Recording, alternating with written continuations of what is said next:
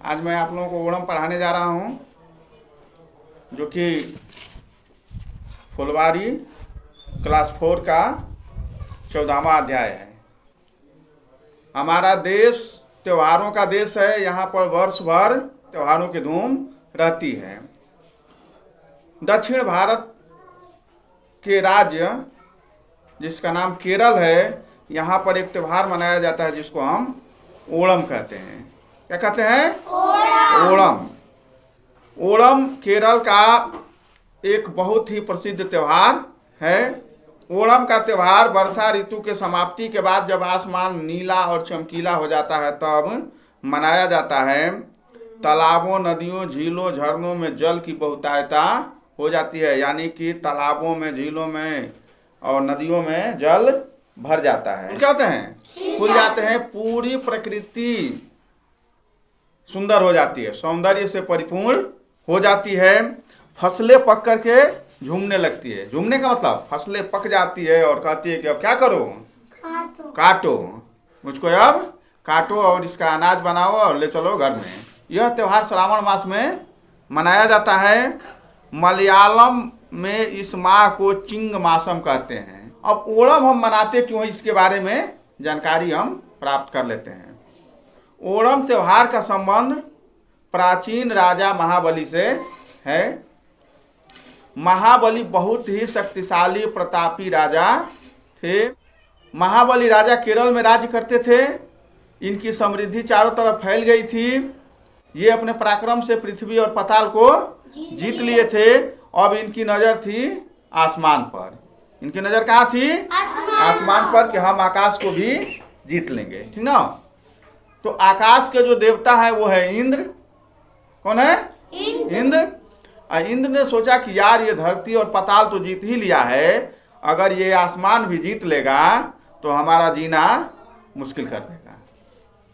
कर देगा ना मुश्किल। अब वो राजा हो जाएगा ना, इंद्र थोड़े नहीं राजा रहेंगे। अब वो अपनी प्रार्थना लेकर के और गए विष्णु भगवान के पास में। कहाँ गए? विष्णु भगवान के पास में गए। जानते हैं ना विष्णु भगवान को आप लोग? तो विष्णु भगवान के पास में गए और कहा कि हे महाराज, देखिए महाबली है, यह आकाश को जीतने की तैयारी कर रहा है। पृथ्वी और पाताल को तो पहले से ही जीत लिया है। इंद्र की प्रार्थना सुन करके भगवान विष्णु ने 52 अंगुल का, ऐसे करके 52 अंगुल का रूप बनाया। एक छोटे से ब्राह्मण का रूप बनाया और जा करके महाबली से अपनी प्रार्थना करने के लिए कहे कि मैं ब्राह्मण हूँ, मुझे प्रार्थना करने के लिए जमीन चाहिए, आप मुझे 3 पग जमीन दे दीजिए। महाराजा बलि केरल के राजा थे, उनके पास में एक राज्य था। जब 52 रूप में भगवान विष्णु ने उनसे 3 पग जमीन मांगा तो कहे कि ये कौन सी बड़ी बात है, आप ले लीजिए 3 पग जमीन।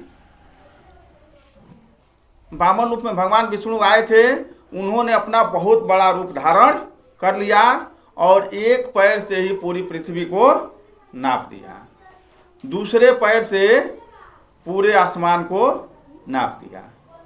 2 पैर हो गए। कितना वरदान मिला था उनको? 3। तीसरे वरदान में उन्होंने कहा कि अब इस पैर को मैं कहाँ रखूं? तो महाबली ने कहा कि आप तीसरा पैर मेरे सिर पर रखिए। भगवान विष्णु ने तीसरा पैर महाबली के सर पर रखा और वो पाताल में चला गया। हालांकि ये किताब में इस तरह की कहानी नहीं है, किताब में थोड़ा शार्ट में दिया हुआ है। पूरी कहानी ये है कि तीसरा पैर उन्होंने, भगवान विष्णु ने बलि के सर पर रखा था। अब महाबली जब पाताल चले गए तो उन्होंने कहा कि आप तो मुझको पाताल भेज दिए, मेरा कैसे क्या होगा? इस पर भगवान विष्णु ने उनको कहा कि आप साल में एक बार अपने प्रजा से मिल सकते हैं और साल में एक बार पृथ्वी पर आने का आशीर्वाद दिया। केरल वासियों का दृढ़ विश्वास है कि प्रत्येक साल महाबली ओणम के दिन अपने केरल राज्य में आते हैं। इस दिन वहाँ की महिलाएं अपने राजा महाबली के स्वागत के लिए अपने प्रवेश द्वार पर विभिन्न प्रकार की आकृतियां बनाती है, रंगोली बनाती है, रात्रि में दीप जलाती है। ओणम आनंद और उल्लास का पर्व है, बहुत मजा करता है लोग उसमें। यह 4 दिन तक मनाया जाता है। ओणम कितने दिनों तक मनाया जाता है? 4 दिनों तक मनाया जाता है।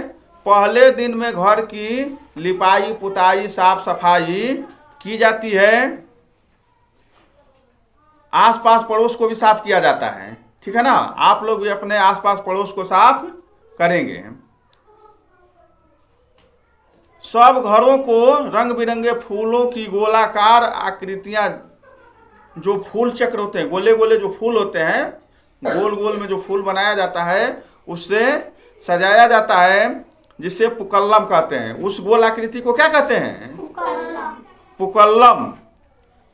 पुक्कलम की सजावट में घर के सभी लोग सहयोग करते हैं, बच्चे, महिलाएं, पुरुष, सब लोग सहयोग करते हैं। जैसे हम लोग अपने दीपावली पर जो त्यौहार मनाते हैं दीपावली का, उसमें सभी लोग सहयोग करते हैं ना।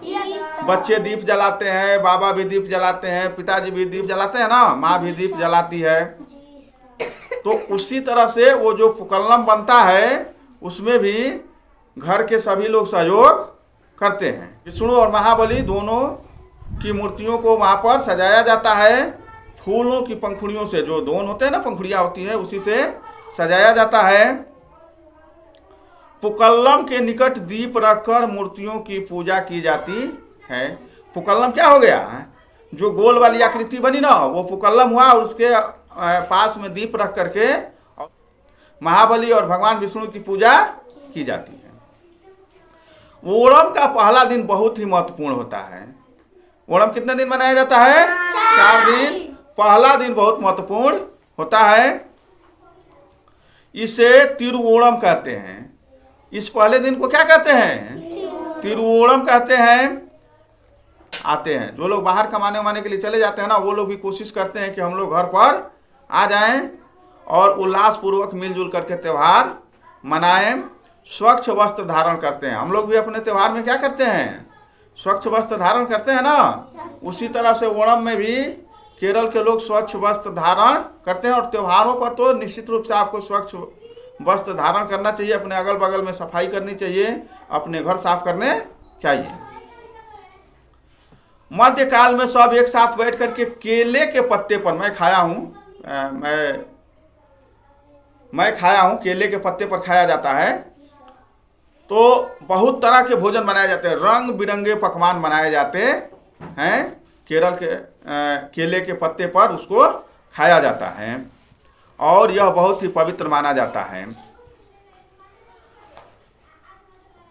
ये जो पकवान बनती है ना, उस पकवान में चावल, दाल, पापड़, सांभर, पकौड़ी, जिसको उपेरी कहते हैं, पायसम, खीर आदि शामिल होते हैं। धान, नारियल और केला केरल की प्रमुख उपजें हैं। विविध पकवान इन्हीं से बनाए जाते हैं। ओणम के अवसर पर खेल और मनोरंजन के अनेक कार्यक्रम आयोजित किए जाते हैं। बालिकाएं, स्त्रियां ताली बजाते हुए समूह में मनमोहक नृत्य करती है, जिसे कैकोटिकली नृत्य कहा जाता है। क्या कहा जाता है?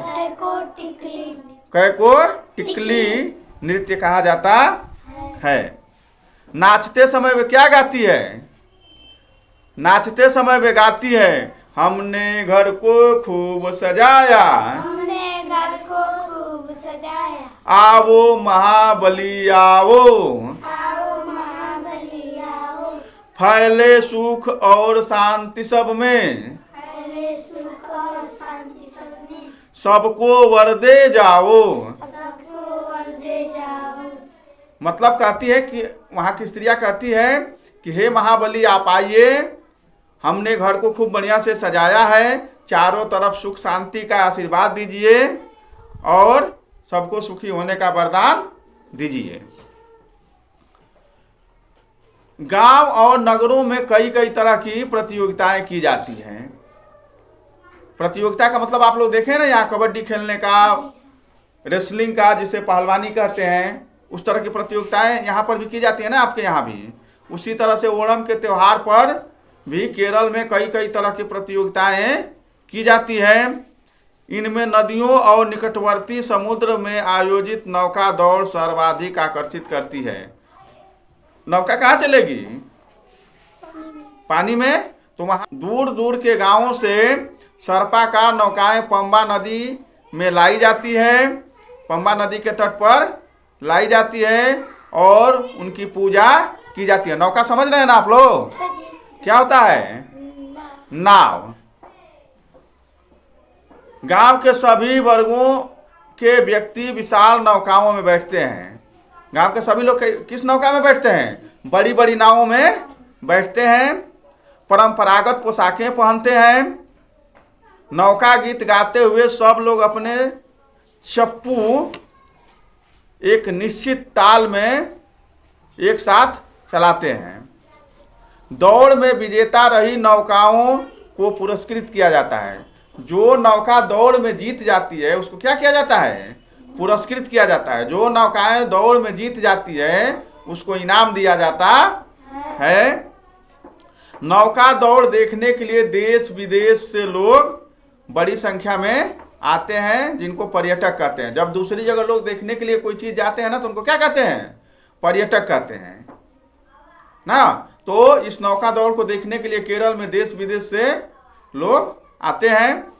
ऐसी मान्यता है कि तिरुओणम के तीसरे दिन महाबली फिर से अपने पताल लोक लौट जाते हैं।